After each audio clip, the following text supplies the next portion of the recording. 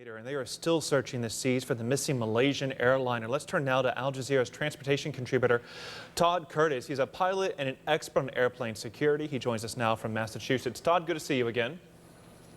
Oh, thanks for having me. So I want to get your thoughts on the news today that we have photos from this Chinese satellite showing possible debris. How encouraged are you by this finding?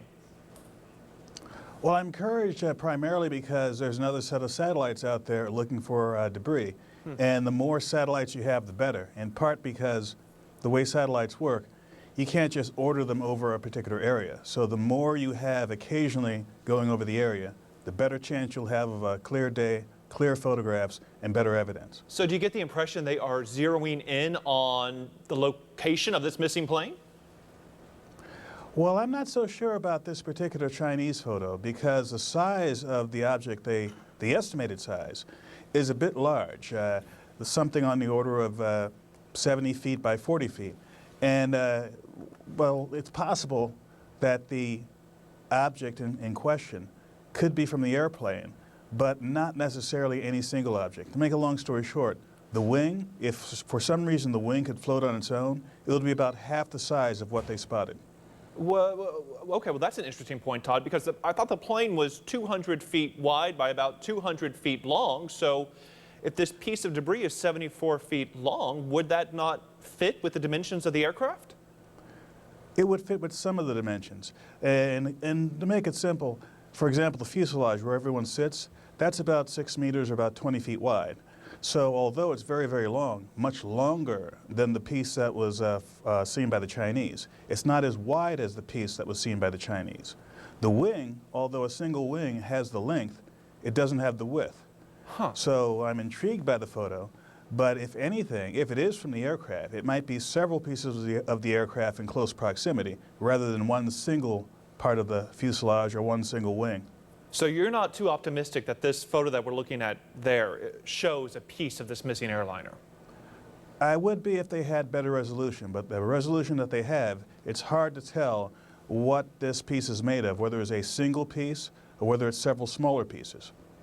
And what about the search overall, though? Do you get the impression that the Malaysian government, it's been a concern in the past, I'm wondering if it's still a concern, that the Malaysian government is handling the search effectively, especially now that we seem to have a zeroed-in location off Australia's coast where crews seem to be focusing a lot of their effort? Well, the Malaysian government is in an interesting situation. They have the responsibility for running the investigation, but they don't have control over the assets that can best search the southern Indian Ocean. So they have to rely on their international partners, some of whom are coming on scene slowly. We have obviously the United States and Australia right now, but Britain, China, perhaps other countries will participate.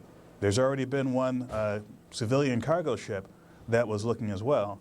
And although they can coordinate from a distance, it would seem that the Australians at least are in a better position to coordinate what's going on. So again, they're working with the Malaysians, but the Malaysians have very little control over the details of the day-to-day operations. And considering, Todd, how long it's been, more than 2 weeks now since that airliner disappeared, how many resources have been devoted to finding it, and how they have found so far absolutely nothing. When do we reach the point, where the conversation starts being had that they give up the search? Well, I think the conversation may shift to how do we redo the search so that we have a long-term, sustained, steady search in the southern Indian Ocean. There are a lot of things to consider. Of course, in the short term, we have several navies plus civilian ships that are in the area. But if there's going to be any kind of long-term effective search, there'll have to be some planning and logistical issues that have to be ironed out. Who would do it? How many people? What sort of resources? And frankly, given the area that has to be searched, they may have to come up with new technologies or new ways to use current technologies that goes far beyond the equivalent search that happened 5 years ago with Air France.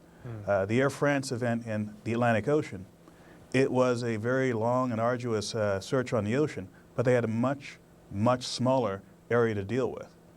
As it turns out, the aircraft was found on the ocean floor less than 10 miles away from its last reported position, whereas there's no telling what the last reported position was of this aircraft. which is why the search, at least initially, is so broad. They're going with some estimates that aren't as good as what happened 5 years ago. So I expect the search will be possibly much longer than the search that happened 5 years ago. Which took 2 years. Okay, we'll see what develops. It is certainly testing the skills of the people out there searching so hard for this missing airliner. Todd Curtis, thank you for your time today. Thanks for having me again.